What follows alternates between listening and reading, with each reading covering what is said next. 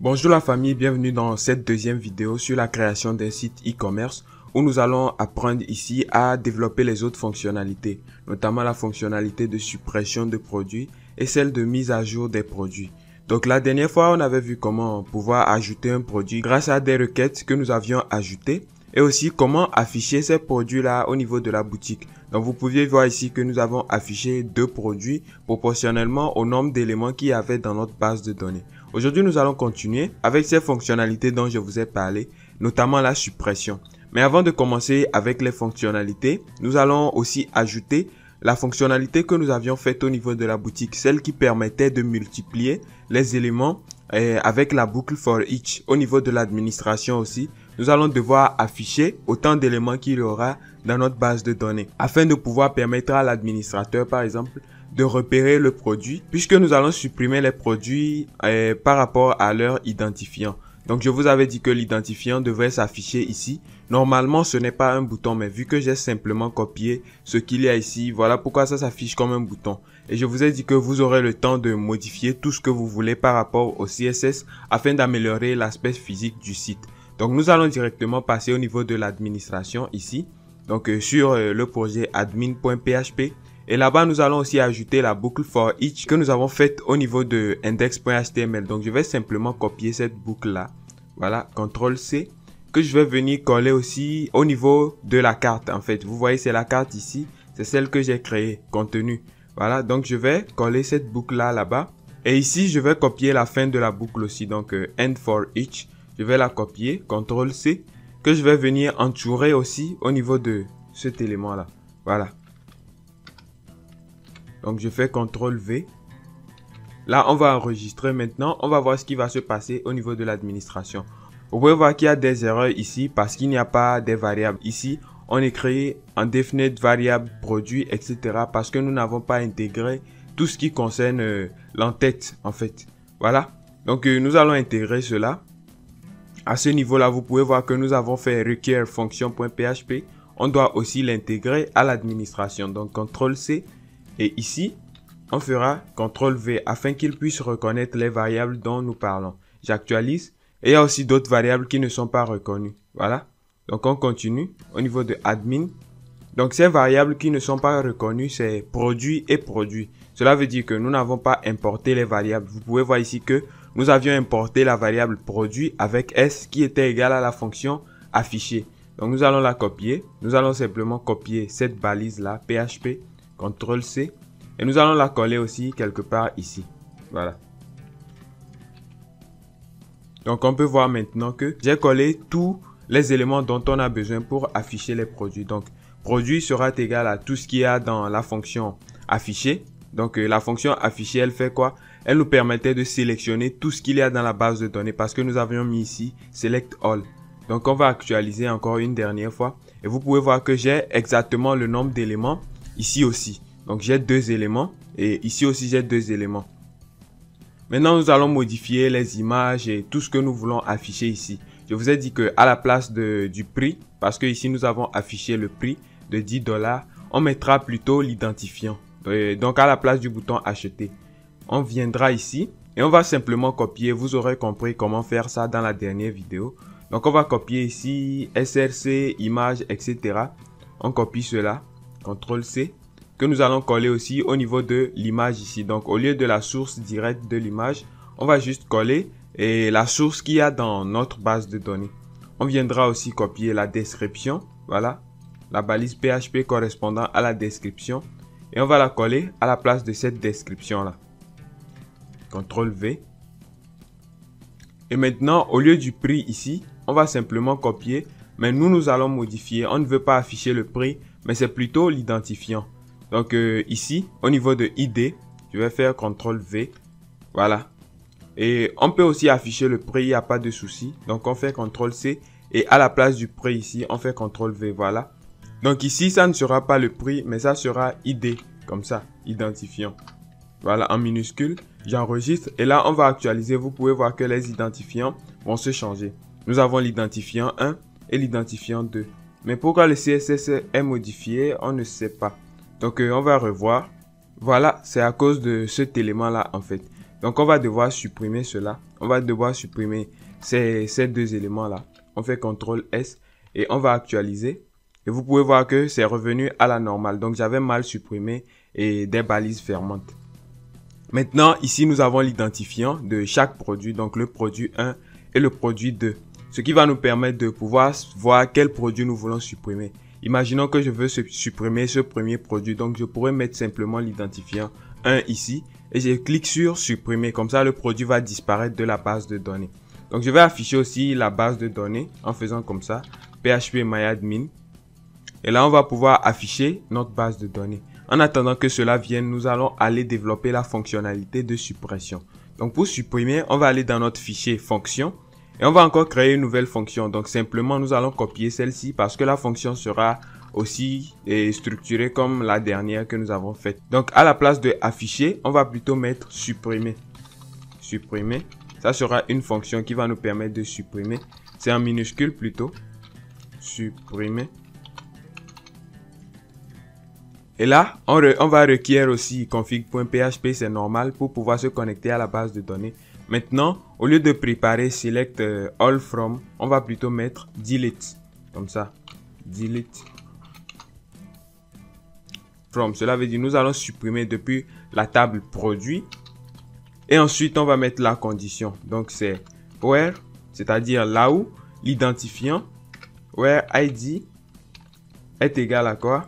Une variable. Donc, on va créer une variable ici qui sera identifiant. Cette variable-là, en fait, est un paramètre que nous allons mettre au niveau de la fonction ici. Donc, $id. Cela veut dire que notre fonction, lorsqu'on va l'appeler, on va la donner en paramètre une variable. Et c'est cette variable-là qu'elle va ajouter ici. Voilà. Donc, on n'a plus besoin de tout ceci. On va simplement supprimer data parce que nous n'avons pas besoin de créer un objet. Voilà. Et on peut toutefois fermer le curseur avec close cursor. On enregistre. Et là, au niveau de l'administration, on va faire quoi? On va venir au niveau du formulaire de suppression. Ici, au niveau de supprimer un produit. Et nous allons ajouter ces requêtes-là. Donc, on va simplement copier ici. CTRL-C et la balise PHP d'en haut. Que nous allons venir au niveau du formulaire en bas. Voilà, on va la coller ici. Et on dira if is set quoi? If is set $_post ajouter. Donc, je vais modifier le nom ici. C'est supprimer. Donc, on mettra comme ça, supprimer. Donc, if is set supprimer, c'est le bouton en fait qu'on mettra. Voilà. Donc, $image, on n'a pas besoin de tout cela. On va simplement les supprimer. On va supprimer tout ceci. Nous, on a juste besoin de, lorsque le bouton sera activé, lorsqu'on cliquera sur le bouton, il va appeler la fonction supprimer. Voilà. Il va appeler la fonction supprimer.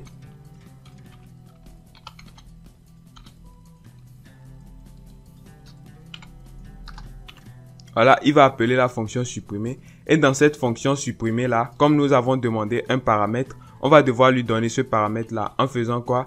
$_post. Et là, ça ne sera plus supprimé, mais ça sera id parce que nous avons récupéré l'identifiant. Donc, on mettra ici id. Cela veut dire que cette valeur-là va passer dans le paramètre que nous avons mis ici. Voilà, au niveau de variable id. Comme ça, la fonction pourra la remettre ici. Et la requête sera donc complète. On enregistre et on va aller actualiser pour voir si nous n'avons pas fait d'erreur. Là, j'actualise mon site. On peut voir que rien ne se passe pour l'instant. Supprimer un produit, voilà, je vais mettre l'identifiant ici du produit que je veux supprimer. C'est l'identifiant 1 et je clique sur supprimer le produit.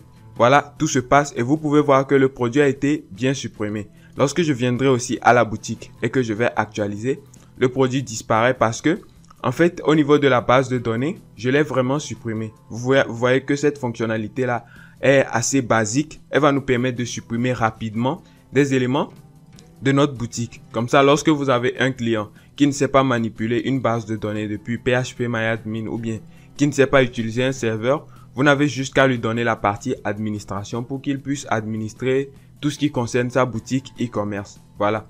Donc, nous venons de terminer la fonction supprimer, suppression de notre base de données. On peut aussi ajouter d'autres produits. On peut aussi ajouter d'autres produits pour que vous voyez. Donc, nous allons chercher par exemple du parfum. Parfum Yves Saint Laurent. Voilà, Yves Saint Laurent. Et on va prendre le lien aussi que nous allons ajouter à notre base de données. Comme ça, et ça va s'afficher au niveau de la boutique et on pourra faire toutes les modifications qu'on veut. Voilà, je choisis ce parfum là. Et là, je vais copier le lien. Donc, copier le lien ici. Et au niveau de l'administration, je vais le coller. Je colle le lien. La description, je vais simplement mettre comme ça. Parfum Yves Saint Laurent. Et au niveau du prix, je vais mettre 1000 €. Voilà, 1000. Et là, je clique sur ajouter. Voilà, 1000. Ajouter le produit. J'ai ajouté. Vous pouvez voir que le produit s'est vraiment ajouté ici. Voilà. Donc, nous avons les 1000 $ ici. Jusqu'à présent, je ne comprends pas pourquoi les images ne s'affichent pas, mais je vais faire les recherches. Et lorsque j'aurai trouvé une solution, je viendrai vous expliquer ça. Donc, nous avons l'image ici qu'on considère et le prix avec l'identifiant.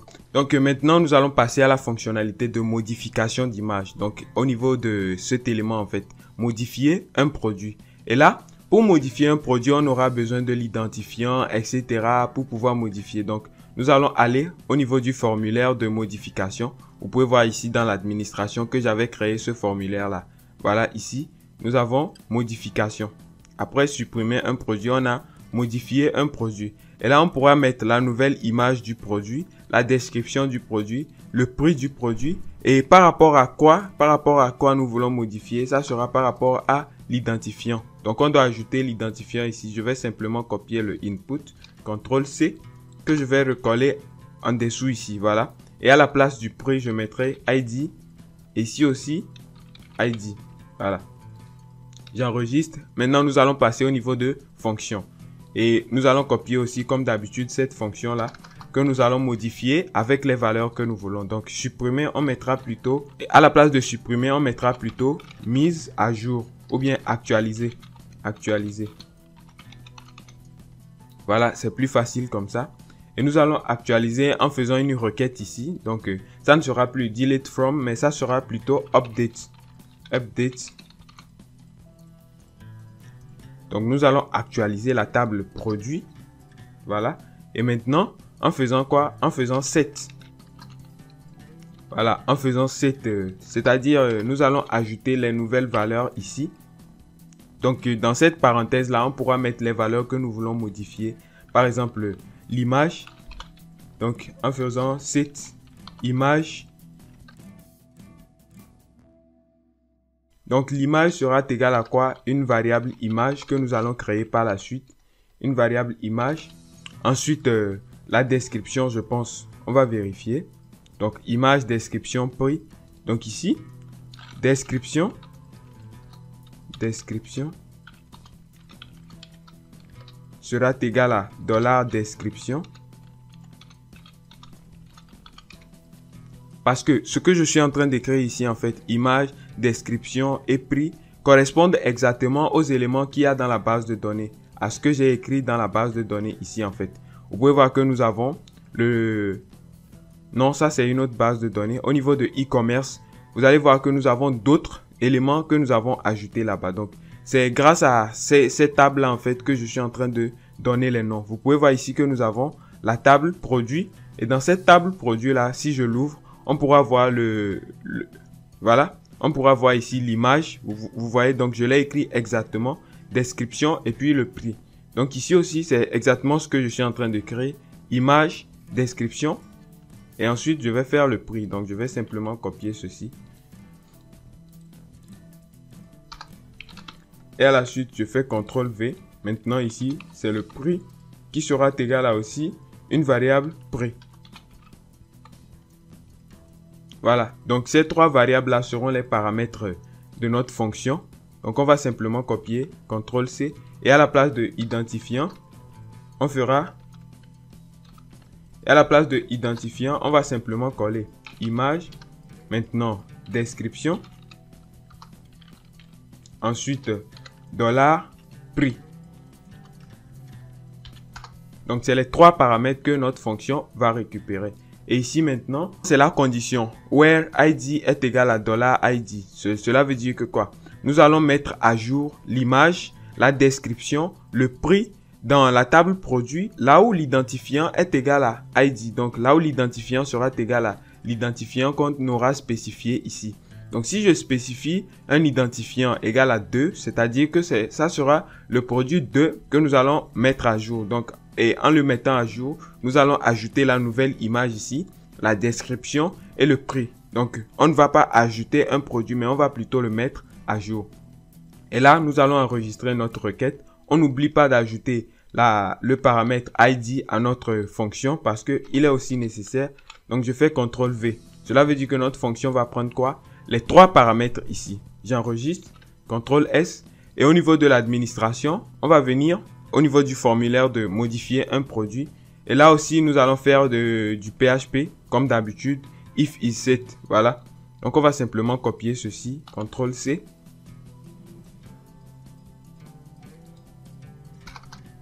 On fait CTRL V. Ici maintenant, if is set quoi? Donc je vais modifier le nom ici. Ça sera actualisé. Donc à la place de supprimer, je mettrai actualiser. Voilà. Donc if is set cela, nous allons maintenant appeler pas la fonction supprimer, mais la fonction actualiser. Voilà.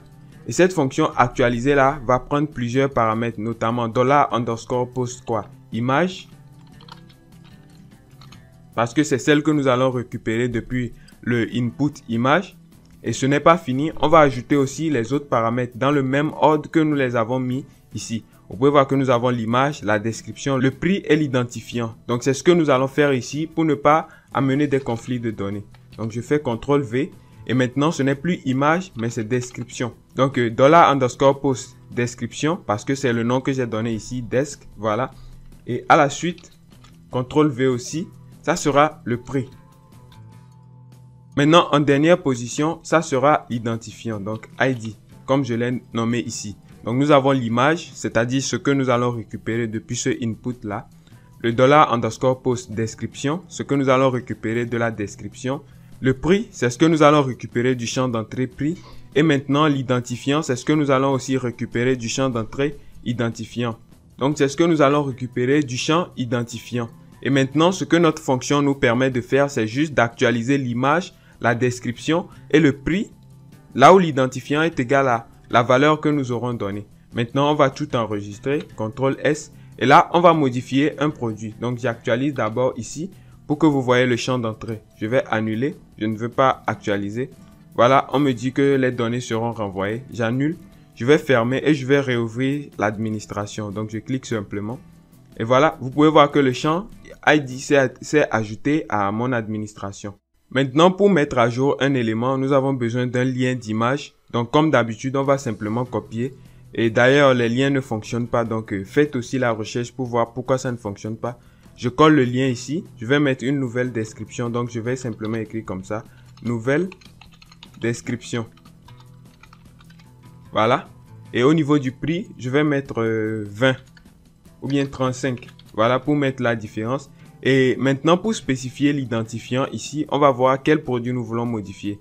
Donc, nous allons modifier le produit d'identifiant 3. Là, je mettrai 3 ici. Et maintenant, lorsque je vais cliquer sur ajouter le produit, normalement, ça ne doit pas être ajouter le produit. C'est une erreur au niveau du HTML. C'est plutôt actualiser le produit. Donc ici, actualiser. Voilà, actualiser le produit. Mais là, je ne vais pas actualiser puisque le formulaire aussi va s'actualiser. Donc, je vais cliquer sur ajouter le produit et vous allez voir que ceci va se modifier en fait. Donc, à la place de $1000, on aura 35. Et à la place de la description ici, on aura nouvelle description. Vu que l'image ne s'affiche pas, on ne pourra pas voir la différence, mais sachez que la différence a été vraiment faite. Donc, je clique, voilà, et on a une erreur. C'est normal que ça arrive. On nous dit erreur in fonction PHP online 30. Voilà. Donc, on va aller au niveau de fonction. Vous pouvez voir que nous avons mis les variables dans l'air et on a besoin de les mettre entre guillemets en fait. Donc, cela va permettre de transformer ces éléments-là en test. Je ne sais pas pourquoi. Voilà, parce que la plupart du temps, lorsqu'on met ces données-là, on doit les mettre entre guillemets. Donc, lorsqu'on aura récupéré les variables, il ne faut pas qu'on les jette dans l'air. On doit les mettre entre guillemets, voilà. Donc, j'enregistre maintenant. Et là, nous allons actualiser une dernière fois. Voilà, maintenant, je vais actualiser. On me demande de renvoyer. Je renvoie. Et vous pouvez voir que le formulaire a été bien actualisé avec le produit identifiant 3 qui était de $1000 qui est devenu produit de $35. Voilà, pour vous prouver, on va encore le faire sur le produit d'identifiant 2. Là, je mettrai l'image par exemple. On va copier le lien ici. Donc, je copie le lien. Et là, je colle le lien ici. La description sera égale à nouvelle. Et au niveau du prix, je vais mettre 150. Maintenant, l'identifiant, comme c'est celui-ci que nous voulons modifier, on mettra ID égale à 2. Je clique sur actualiser le produit et vous pouvez voir que l'identifiant 2 demeure. La description se transforme en nouvelle. Et là, nous avons le prix ici qui est de $150. Donc, c'est le nouveau prix que nous avons fait.